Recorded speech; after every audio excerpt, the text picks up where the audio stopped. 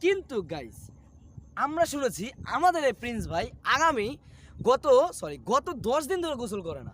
তো আমার সাথে সাথে আসুন, চলো তাড়াতাড়ি আসুন। এই দেখছেন পাহাড়ে উঠছি, এই যেমন নামা লাগছে। এই তো দেখা যাচ্ছে কলকাতার যে রিপোর্টার আছে তার মতন মলম বিক্রেতা।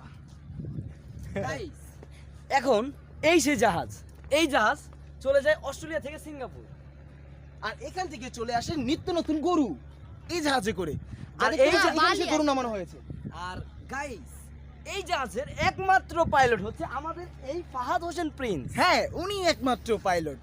আর উনি খুব সস্তা মানে স্বল্প দামে খুব গরু নিয়ে আসে, তাও কি বর্ডারে নিয়ে লো গাইস এই যে আমাদের সেই পাইলট ভাই, এখন আপনি বলেন এই পাইলট আপনি কিভাবে চালান নিয়ে আসেন?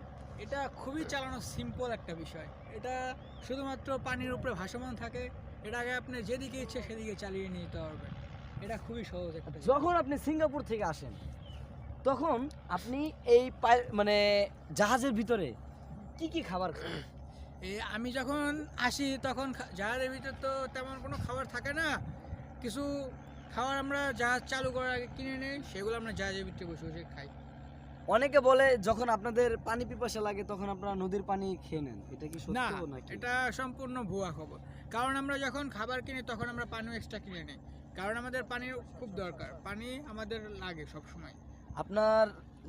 আপনারা যখন সিঙ্গাপুর থেকে বাংলাদেশে আসেন তখন আর কি কতদিন সময় লাগে? এটা আপনার নদীপথ তো অনেকটা সময় লাগে। কিছু কিছু ক্ষেত্রে 7 দিন, 10 দিন, 12 দিন, 15 দিনও লাগতে পারে। এই 15 দিনে কি আপনারা না গোসল করে থাকেন না গোসল করেন? 15 দিনে আমরা গোসল করি। 15 দিনে 15 বার, তারও বেশি গোসল করা লাগতে পারে। কিন্তু গাইস আমরা শুনেছি আমাদের এই প্রিন্স ভাই গত 10 দিন ধরে গোসল করে না। কথাটা কি সত্য না সম্পূর্ণ ভুল? ভুয়া এবং বানোয়াট এবং মিথ্যা খবর। আপনি কতদিন গোসল করেন না? আমি ডেলি গোসল করি। কিন্তু আপনি তো গতকালকে গোসল করেন, আমরা আর কি শুনলাম যে আপনি গতকালকে গোসল করেননি, তার আগের দিনও গোসল করেননি। তার আগের দিনও গোসল করেছি, গতকালও গোসল করা হয়েছে, আজকেও গোসল। গতকাল কখন গোসল করেছিলেন?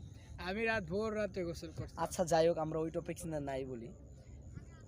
সো আপনি যখন এই জাহাজে উঠেন, যদি ধরেন মানে বাতাস বা ঝড় হয় তখন কি করেন?